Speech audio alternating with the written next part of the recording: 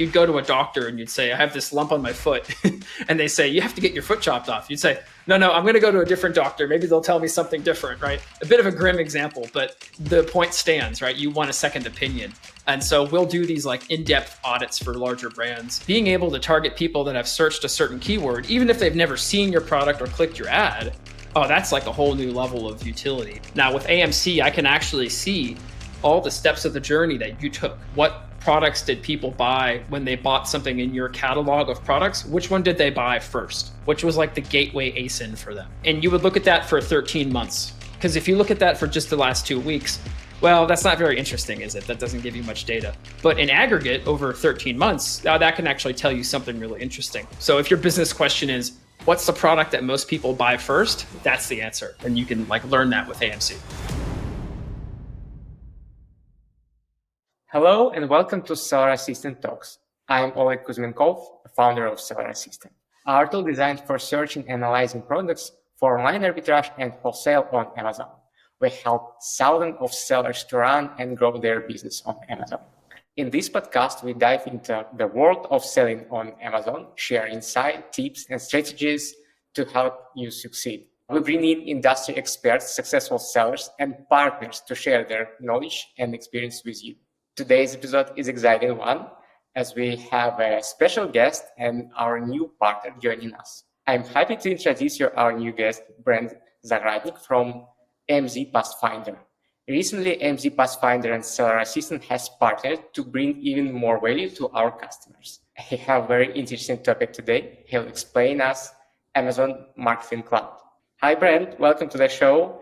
Could you please share a little bit information about yourself, about your business, and how you help Amazon sellers to succeed? Sure thing. So like you said, my name is Brent. I'm from Pennsylvania in the United States originally. I've lived in France for 7 years, and 9.5 years ago, I started AMZ Pathfinder, and it was originally an agency that worked doing sponsored ads on in the Amazon marketplace on the platform. And now we do a couple other services too, mostly creative type things, conversion rate optimization, listing improvement, these kind of things, along with a variety of advertising. So the classic sponsored ads, Amazon DSP, Google to Amazon. And one of the things that's kind of cutting edge that we've been playing around with for about 2 years now, and it's kind of hit mainstream in the past 6 months, which is this Amazon Marketing Cloud, which is what I want to talk a little bit about today, see if your audience is keen on that. Yeah, it's very interesting. Actually, I work in this field and know nothing about Amazon Marketing Cloud. When we Good. with you, I thought you're talking about cloud, not cloud. So, can you explain this? What is this thing for, and how it helps Amazon sellers? Let's back up for a second. Amazon Marketing Cloud, I think, first came out in the summer of 2022. So it was like a while ago at this point. We're recording this at the end of 2024, right? So it's been a minute. But what makes this kind of notable now is Amazon Marketing Cloud, until recently, was only for brands that are spending on Amazon DSP. So Amazon DSP, to briefly kind of go through what that is Amazon's demand side platform.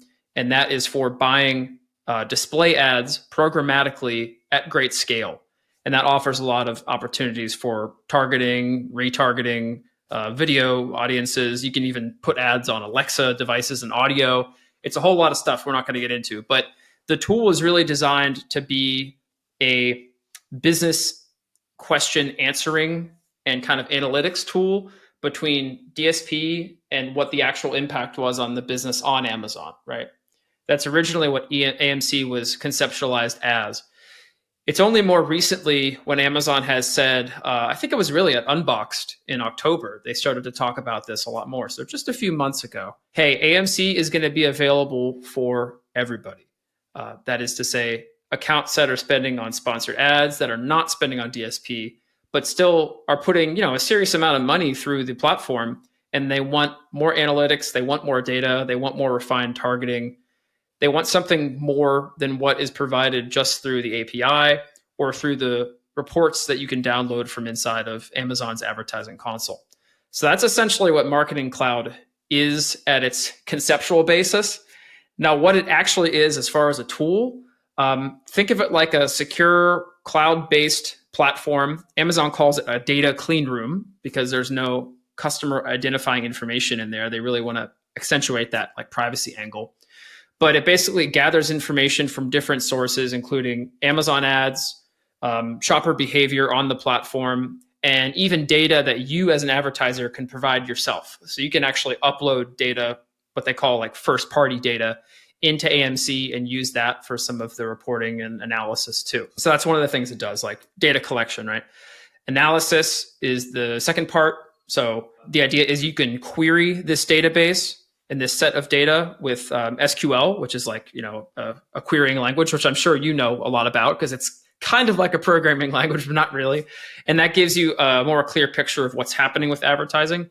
And then from those queries, you pull out either insights, which you can use to actually do something with AMC, or you can pull out audiences and then push them to your advertising so you can actually do things against them, like target them or modify your bids against them. So that's the three things it does really: data collection, the analysis part, and then the insights audiences part. Those are the major components. Okay, thank you for the explanation. And any seller can use that thing and how to access it? Yeah, so right now there's a couple ways to access it. Previously, what you had to do is basically have DSP and ask your account executive to like enable it.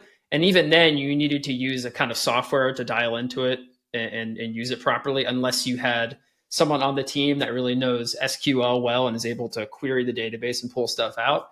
But now if you're an advertiser, that is to say like a seller on Amazon, you can work with any number of third-party service providers. Like the one we use is IntentWise. Another tool you can talk to is AdBadger. My friend Mike runs that. And they can basically get you set up with AMC. Another way to do it is actually to contact your AE or account executive for your advertising and say, hey, I would like to get an AMC instance started. They can set one up for you. There might be some spend requirements there, Oleg. I'm not really sure because, on the agency side for us, we just email someone at Amazon we know that is attached to the program and they get it set up for us. But there's a variety of ways to do it these days. Basically, get in touch with your account executive, go talk to a service provider who's a tool that you can work with, and then you can get an account set up and get access to it. Since it's your account, it's your data, and when it starts up, I believe you get a 13-month kind of like rolling window. So part of the data that you can pull out of AMC is like historical stuff. So you're going to want to look at new to brand, for instance, like what products did people buy when they bought something in your catalog of products? Which one did they buy first? Which was like the gateway ASIN for them? So that's just one example. And you would look at that for 13 months. Because if you look at that for just the last 2 weeks, well, that's not very interesting, is it? That doesn't give you much data. But in aggregate, over 13 months, that can actually tell you something really interesting. Now you know that the red variation of your running shoes or whatever is the one that most people who are new to your brand buy first. And then they buy the shorts, and then they buy the running water bottle holders. I don't know. I'm not a runner. I'm a cyclist, but I'm trying to imagine all the things that people buy for running. And so that would answer that business question for you. So if your business question is, what's the product that most people buy first? That's the answer. And you can like learn that with AMC. Is it for brands and big private label sellers, or everyone can use it? Like, is it useful for resellers who have like 100 brands in their inventory, for example? I think at this time, it's probably not as useful for resellers. To be totally honest with you, I think it's really designed for companies that are, let's say, private label or private label like. Maybe they have 2-3 brands under an account, and they're spending like a substantial amount of money on sponsored ads across sponsored products, sponsored brands, sponsored display. The big three. That's probably who it's best used for. Like I kind of talked at the beginning of the explanation, it was really for DSP at first. But if you are spending a sufficient amount of money, whether it be euros, dollars, pounds, whatever, you can have access to this now across a lot of marketplaces. So I don't think the utility is there for resellers as much, but that's not to say that there won't be versions of this and some of the ways to extract data from Amazon's platforms that will be useful for resellers in arbitrage. I wouldn't know as much about that, but I think right now that's probably the correct answer. Does it show information for your own brand and product, or you can,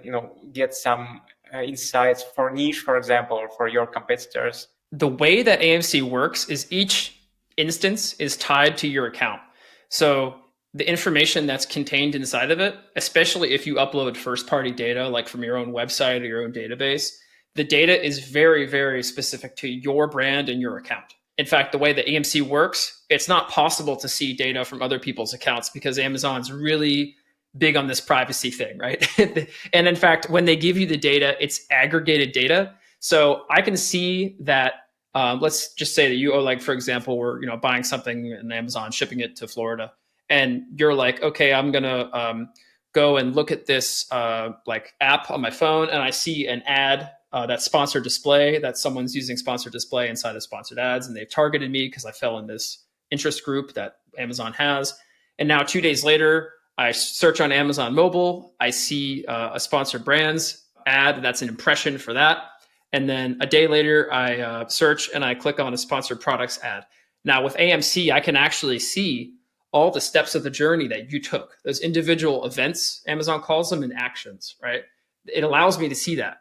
What it doesn't allow me to see is your name, your address, your marital status, how many kids you have, right? So it's aggregated data, right? It's not going to give me information about you as an individual.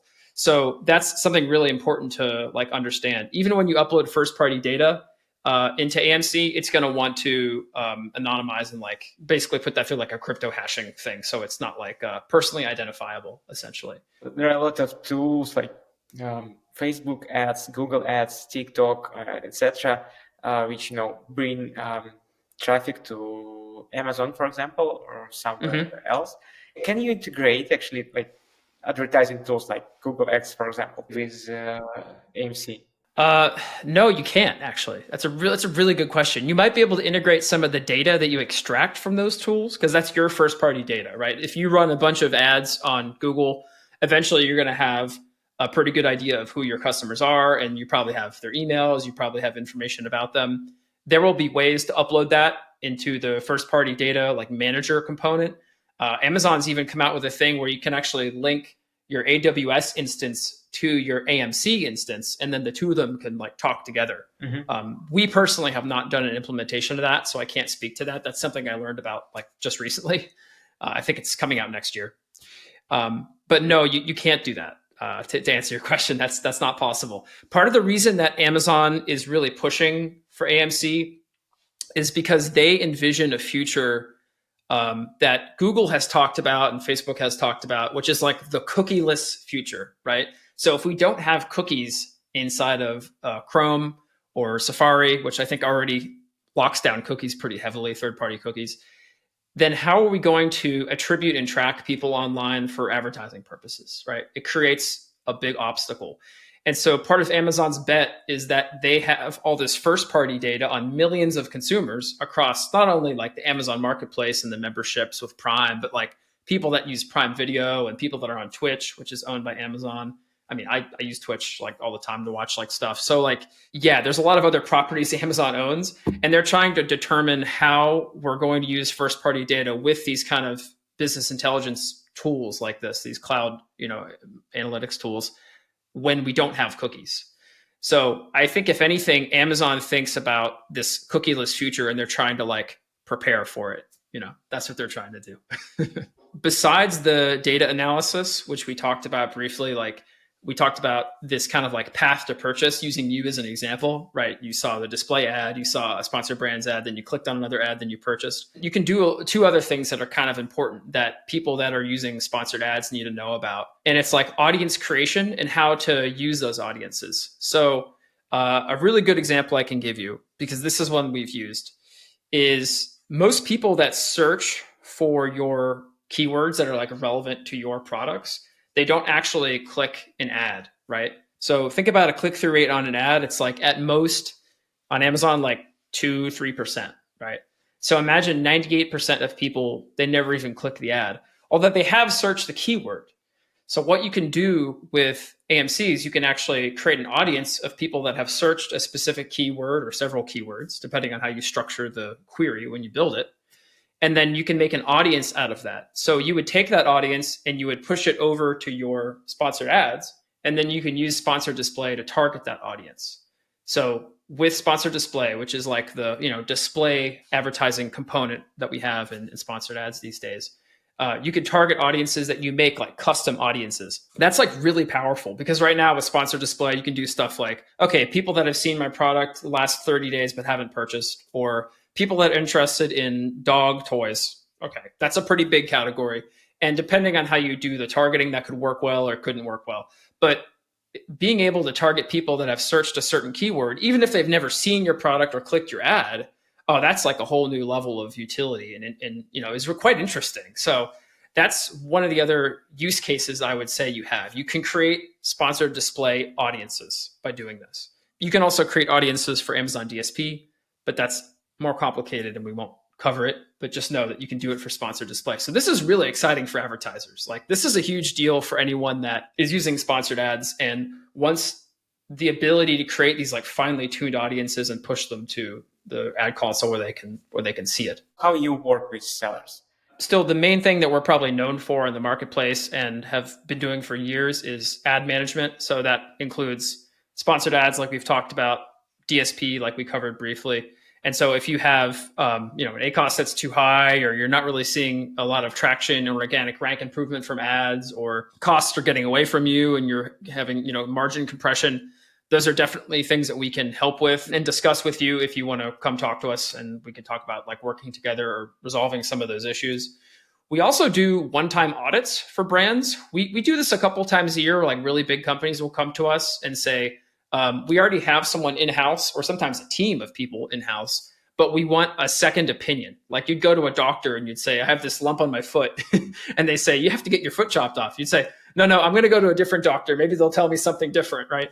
A bit of a grim example, but the point stands, right? You want a second opinion. And so we'll do these like in-depth audits for larger brands and give them, a large presentation deck. And we usually go on an hour or 2 hours long call and talk over the results. And then we check in with them another 60 days later. So that's another like thing we offer. So we call it like our bronze kind of like audit package. Those are the two big things. We also do a lot of creative services for improving listings, because that's kind of like basic for conversion rate optimization, and the Google to Amazon that I mentioned too. So taking traffic from Google to Amazon. Now, the new thing that I'm really like obsessed with and focused on at the moment is the AMC stuff, which is why I wanted to talk about it today and just get the awareness like out there. And this is something we are doing for our largest clients right now, especially the ones we have that spend on DSP, because we're able to use the AMC platform to like connect the data there. But what we're learning just working with our clients that don't use DSP but spend, I would say, upwards of $8,000 to $10,000 US a month.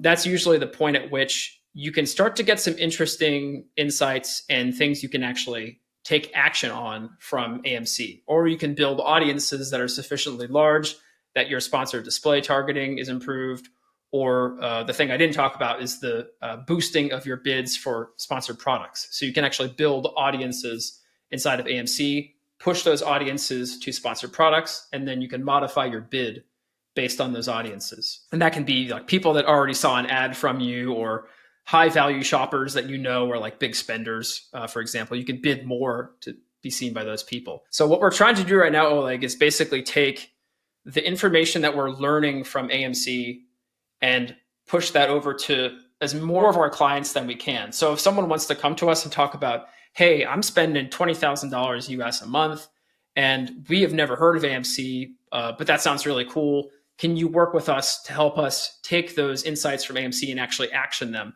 Yeah, that's something we can do now. We're starting to wrap our head around it. So it's been a long, difficult process. It's not an easy platform to understand, but we have a couple people internally that have a lot of expertise with SQL. I spend a lot of time in the platform myself, messing around with it. So yeah, we're keenly interested in that these days. And that's probably the most exciting thing that we're working on.